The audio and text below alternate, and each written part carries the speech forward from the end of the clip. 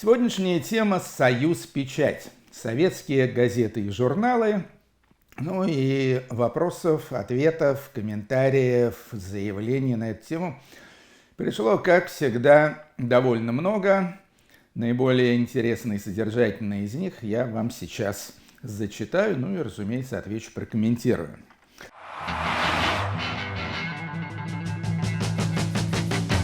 Салют, дорогие товарищи, я Артемий Троицкий, и у нас очередной выпуск ответов на вопросы в бесконечной видеоэпопее «Популярная советология». Во-первых, очень многие пишут о том, что журналов таких интересных, вполне читабельных в Советском Союзе было много. Называют самые разные, в общем-то, почти все эти журналы я тоже видел, а некоторые даже читал. «Химия и жизнь», о которой я уже говорил, и тут многие поясняют, что там печаталась очень хорошая зарубежная научная фантастика. Журнал, довольно неожиданно было для меня, «Катера и яхты», где была просто красивая жизнь у моря и так далее. Это, по-видимому, как-то отвлекало, оттягивало от тоскливой советской действительности. «Сельская молодежь». По-моему, в «Сельской молодежи» я даже один раз напечатался, точно не помню. Журнал «Вокруг света». Да, вот этот журнал я точно не называл. Очень популярный журнал о путешествиях и приключениях. «Техника молодежи», это я говорил. «Юный техник», это тоже про технику, но только для более юных. «Приусадебное хозяйство». Понятное дело, но 6 соток дачи, приусадебное хозяйство. Полезный был орган. «Литературная газета». «Литературная газета» не сразу, но там, значит, она была отреформирована под руководством писателя Александра Чаковского, по-моему, в 1967 году. Стала выходить в новом формате, и она стала очень модной среди советской интеллигенции. Особенно 16-я страница, клуб «12 стульев», сатира, юмор, карикатуры, в том числе и довольно смелые. Так что да, это все было. Ничего не скажешь, то есть я не могу сказать, что в советской прессе вообще нечего было читать. Люди находили что-то интересное и, в общем-то, получали удовольствие от этого чтива. Опять же пишут про спортивную прессу. Это газета «Советский спорт», еженедельник «Футбол, хоккей». Но я, поскольку спортом вообще ни в малейшей степени не интересовался, я их не читал, но могу себе представить, что тиражи там были многомиллионные. Вот интересный феномен. Журнал «Корея» в СССР продавался, а также можно было подписаться на корейский, северокорейский, естественно, журнал «Корея». Это был довольно модный, я бы сказал, даже культовый журнал среди нас хипарей, потому что он выглядел абсолютно как такая издевательская пародия над советской идеологией. То есть, если у нас там все это было в таком слегка таком припудренном виде, то в Корее там все было абсолютно по-сталински. Великий вождь Ким Ир Сен, в общем, всякие анекдотические истории, пропагандистские, анекдотические фотографии, прочее. Вот. И мы любили этот журнал читать всегда со смехом. Это было примерно как рассказывание анекдотов антисоветских. Вот, да, и поливать при этом советскую власть, которую так удачно журнал «Корея» пародировал. Кстати говоря, были иностранные журналы на русском языке и с противоположной стороны. И это вообще была такая довольно популярная история. Был журнал под названием «Америка», такой глянцевый, цветной, крупного формата, и журнал «Англия», который был небольшого формата, потолще, тоже глянцевый, цветной.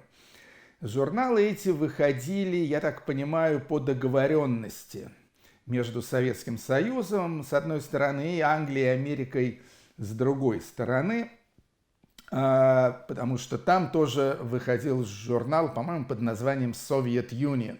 Это были такие как бы пропагандистские журналы, но пропаганда там была как бы такая немножко затушеванная. То есть там не было вот никакой, с одной стороны, антисоветчины в Англии и Америке, с другой стороны, такой оголтелой коммунистической пропаганды в журнале «Советский Союз». Там говорилось об успехах, то есть новые автомобили, какие-то культурные достижения, как люди отдыхают, повседневная жизнь и все такое прочее. Естественно, в общем-то, для советских людей это все было очень интересно. Как там продавался журнал «Советский Союз» в Англии и Штатах, я себе не представляю, думаю, что никак не продавался. Но журналы «Америка» и «Англия» в СССР, в общем-то, были очень популярны. Тем более, что там иногда попадались и вовсе дефицитные вещи, как то статейки обо всяких Битлз, там, кинозвездах, Голливуде и все такое прочее. Были, кстати, аналогичные журналы и выпущенные в социалистических странах. В частности, точно, и об этом пишут наши внимательные зрители, был журнал под названием «Польша». Поехали дальше. Вот тут возникла большая кутерьма по поводу группы Queen. То есть я честно сказал, что я не любил группу Queen и сейчас тоже не люблю. Ну и там, да, как всегда, поклонники группы Queen кровно обиделись, стали, значит, естественно, на меня наскакивать. Ради бога, ребята, я к этому привык. Вот. Один из наших верных слушателей обнаружил эту статью. Да, действительно, Queen – это журнал «Ровесник», номер 1, январский, то есть за 1978 год. И он там обильно цитирует эту мою статью про Queen, в том числе и всякие, значит, иностранные источники, потому что я там, в свою очередь, цитировал тоже каких-то английских рок-критиков. Ну и надо сказать, что прочтя это все от начала до конца, я могу сказать, что согласен с каждой строчкой там изложенного. Вот, все правильно. Все правильно я еще в 1978 году отметил. А тогда еще, заметьте, у Queen-то вышло всего 4 альбома к тому времени. Опять же, напоминают нам наши зрители-слушатели, что продавались английские, французские, итальянские коммунистические газеты. Да, они продавались. На них, кстати, подписаться тоже можно было. Продавались они далеко не везде, потому что далеко не всем они были нужны, как вы понимаете. Вот, то есть, но были отдельные такие особо нарядные киоски, скажем, в центре Москвы. Их было несколько штук, где, пожалуйста, наряду с «Правдой нет» Советскую Россию продали, а за труд 2 копейки. Вот, там продавались французская коммунистическая газета «Humanité», итальянская «Унитà», английская «Morning Star» и, может быть, какие-то другие. Надо сказать, что это была немного рискованная история, потому что французы и итальянцы, как известно, они разошлись в коммунистической партии Советского Союза в некоторых важных вопросах, в частности, по поводу интервенции в Чехословакию. Но я думаю, что с одной стороны была договоренность, что эти газеты у нас продаются, с другой стороны прекрасно понимали товарищи из Центрального комитета и КГБ, что на весь Советский Союз найдется, в лучшем случае, там несколько сотен человек, которые смогут и захотят, главное, читать газеты итальянских и французских коммунистов на, соответственно, итальянском и французском языке. А Morning Star это была такая совсем убогая газета, тоненькая, явно издававшаяся целиком на советские деньги, и в ней как раз ничего особо интересного не было, но иногда там опять же попадались фотографии популярных рок-групп. Не вопрос, а Предложение рассказать о советских праздниках. Предложение принято. Будет обязательно выпуск популярной советологии, посвященный советским праздникам. Важная штука, о которой я не сказал. Значит, во-первых, добровольно-принудительная подписка. Она существовала по всему Советскому Союзу. И это была стандартная практика, что, скажем, члены КПСС обязаны были подписываться на газету «Правда». Были также там всякие ведомственные, отраслевые газеты и так далее, там типа профсоюзной газеты «Труд», или там, скажем, «Комсомольская правда» для комсомольцев, «Пионерская правда» для пионеров и так далее. И там, ну, не то чтобы насильственным образом, но очень настоятельно рекомендовалось, чтобы на эти газеты, те, кому эти газеты якобы предназначены, чтобы они на них подписывались. Ну, стоили газеты буквально копейки, поэтому как бы особого ущерба для кармана это не составляло, ну, а идеологическая польза как бы была очевидной. Ну, а с другой стороны, на некоторые издания, опять же, вот всякие вот эти модные журнальчики, типа «Знание, сила, химия и жизнь», там, «Наука и жизнь», там, и так далее, напротив, был дефицит. Как и на все в Советском Союзе, подписку оформить было не всегда возможно. То есть люди приходили в почтовое отделение, говорили, мы хотим подписаться там на такой-то модный журнал, а им говорили, все, извините, все, лимит вышел, подписаться невозможно. Люди там уже искали какие-то обходные пути. Так что это было. Вот в частности, я точно помню, что на литературную газету не всегда можно было подписаться. Мои родители пытались, но у них там что-то там не получалось в конце концов. Так что да, такое было. Упоминают журнал «Кругозор». Был такой журнал «Кругозор» небольшого формата, и отличался он тем, что в него вкладывались гибкие грамм-пластиночки, такие маленькие, которые, по-моему, на 33 оборота они были, а размером были скорее 45-ку. Сингл. Журнал был довольно популярный, хотя абсолютно дурацкий, но там 90% содержания это шла какая-то полнейшая лабуда, причем даже не советская эстрада, а хрен знает что там, какие-то речи генеральных секретарей, какие-то, ну, в общем, какой-то ужас, а вот под конец, как всегда, на десерт самое сладкое, туда время от времени засовывали всякую западную эстраду.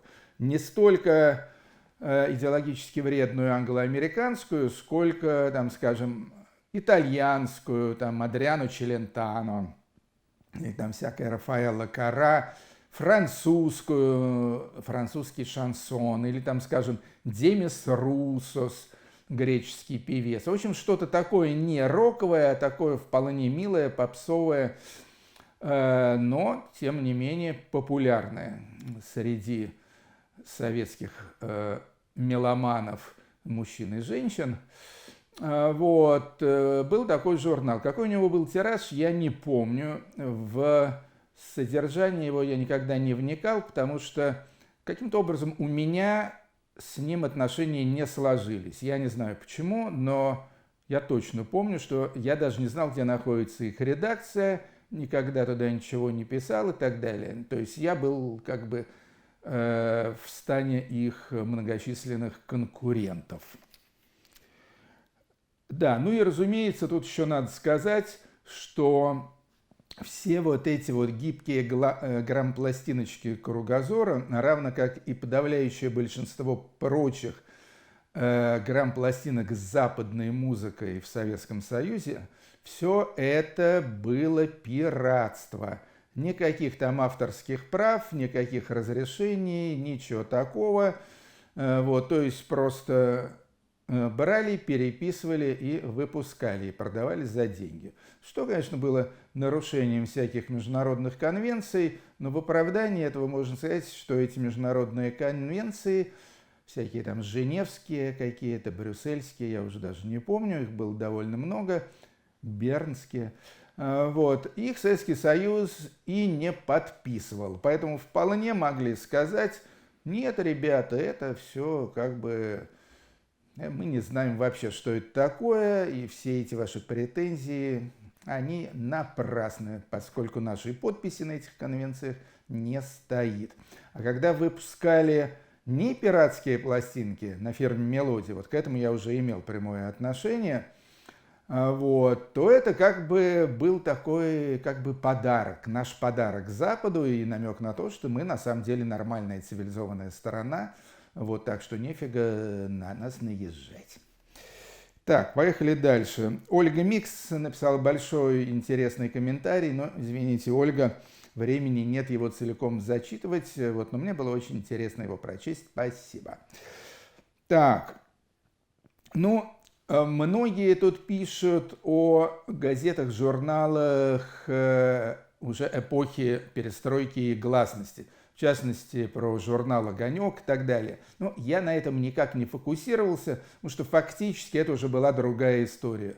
То есть, когда я говорю о «Союзпечати», о советской, значит, всей этой прессе, я, конечно, опираюсь на события такого классического совка, то есть того, что было, ну, там, условно говоря, до 87-го примерно года. Потому что тогда, собственно, пошла и такая мощная журналистика, и историческая, в том числе, и актуальная, и тогда же пошли там всякие, значит, странные вещи, типа астрология, хиромантия. Вот. Это все, естественно, категорически не было свойственно советской прессе. Я уже не говорю, почему-то упоминают тут журнал Cool и Cool Girl, но это, по-моему, уже даже не перестройка с гласностью, это уже, по-моему, какие-то 90-е годы. Упоминает журнал «Пионер». Почему я с теплотой вспомнил о журнале «Пионер», это потому что в журнале «Пионер» некоторое время лицсотрудником работал, даже там писал какие-то тексты для них, никто иной, как Петр Николаевич Мамонов. Я его там навещал в этом журнале «Пионер». Вот. Но работал он там, правда, не очень долго, я думаю, ну, года полтора. Уволили его, кажется, за пьянство. Смешной вопрос. Значит, когда я сказал в этом выпуске про «Союзпечать» о том, что сотрудничал примерно с десятком разных редакций, вот приходилось много колесить по Москве, вот, я ездил исключительно на метро или ходил пешком. Вот, спрашивают, почему я не купил машину. По простейшей причине: денег у меня не было на покупки автомобиля. Автомобили тогда стоили от 5000 рублей и выше. Месячная зарплата у меня была где-то там 115 рублей в месяц, заметьте. Вот можете посчитать, сколько мне надо было бы копить. Вот. Ну, естественно, были еще какие-то гонорары, но, скажем, это увеличило бы мое благосостояние раза в два, скажем, до 200 рублей в месяц. Все равно на машину бы точно не хватило. Вот. А деньги я предпочитал, конечно, не копить, а тут же тратить, потому что мне нравилось ходить в рестораны, мне очень нравилось путешествовать, в основном в Питер, там, Таллин, Ригу и Вильнюс, Тбилиси. Вот. Так что свободных денег у меня не было. А если они вдруг появлялись, эти свободные деньги, то, естественно, они все шли на покупку новых западных чернорыночных пластинок. Они стоили, ну, не столько, сколько автомобиль, но тоже очень много. То есть примерно половину моей месячной зарплаты. Пишет о региональной прессе. Да, в общем, была региональная пресса, и некоторые газеты, журналы там были довольно-таки передовые. Вот, пишут про киевскую газету «Молодая гвардия». Эту я не читал. «Советская молодежь» — это была газета, по-моему, в Латвии. «Молодежь Эстонии» — это было, естественно, в Эстонии. Там, кстати, работал, по-моему, Сергей Довлатов в газете «Молодежь Эстонии» или «Советская Эстония», я уж не помню. Вот, в общем, были вполне неплохие авторы. Так что Да, в Питере была тоже прогрессивная комсомольско-молодежная газета «Смена». Не путать с журналом «Смена», тоже комсомольско-молодежным. Я там печатался, кстати. Это было в Москве. Я, кстати, получил приз журнала «Смена» за лучшую статью года. Но это уже тоже было в перестроечные времена, году в 88-м, может и в 89-м. Указали на мою неточность, каюсь. На самом деле редакция журнала «Юность» находилась не на Пушкинской площади, а чуть севернее, а именно около площади Маяковского, прямо напротив второго выхода из станции метро Маяковская. Вот. Почему я сказал Пушкинская, даже не знаю, оговорился. Дело в том, что в журнале «Юность» это был единственный советский печатный орган, в котором я был даже внештатным, но официальным сотрудником.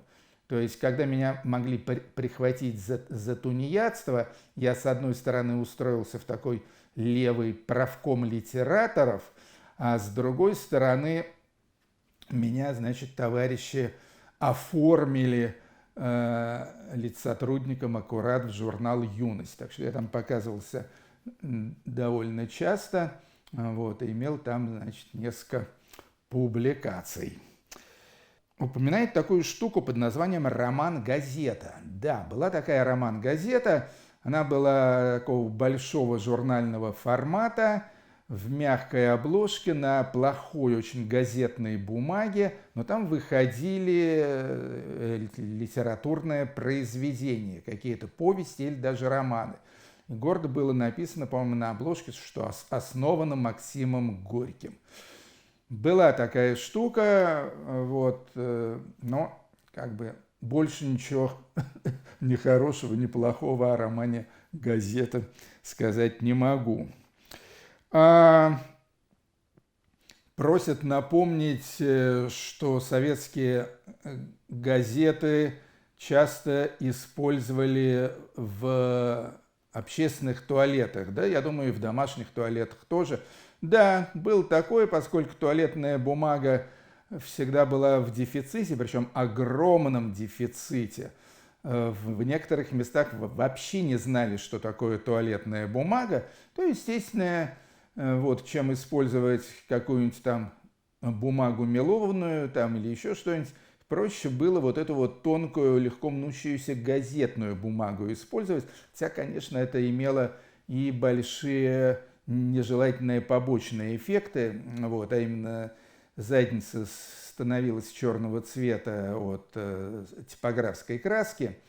Вот, ну да, так было. Более того, я даже помню, что в некоторых местах цивилизованным образом в общественных сортирах была, значит, лежала рядом с унитазом нарезанная газетная бумага. С идеологической точки зрения это, конечно, было преступно. А если это была газета «Правда», а если вы подтирались ликом товарища Брежнева или там Косыгина или кого-нибудь еще. Но тем не менее, было такое. При Сталине, наверное, за это могли и расстрелять. При Брежневе нет, смотрели на это сквозь пальцы. Ну и последний вопрос, совершенно не по теме. Спрашивают меня, вельветовый ли на мне пиджак. Да, тогда, когда я рассказывал про Союз Печать, на мне определенно был вельветовый пиджак. Далее спрашивают, сам ли я подбираю одежду. Да, я сам подбираю одежду, и мне это делать очень просто. Почему? Потому что выбор не слишком велик. Дело в том, что мне больше всего нравятся всякие смешные маечки и цветастые свитера. Но к маечкам и свитерам петличку с микрофоном приоттачивать, прикреплять, вот, очень сложно, и выглядит это некрасиво. Поэтому приходится носить такие вот вещи. Вот, в данном случае вот это Это уже не вельвет, сразу говорю, это замша. Все, друзья, спасибо большое. Постарался ответить на большинство вопросов. Зовут меня Артемий Троицкий. Это были вопросы и ответы. Сериал «Популярная советология». В следующем выпуске или через выпуск, я не знаю, как там у нас это все дело пронумеровано, я отвечу и на ваши вопросы, касающиеся Гостелерадио. Пока, друзья. Счастливо. И смотрите популярную советологию. Полезно.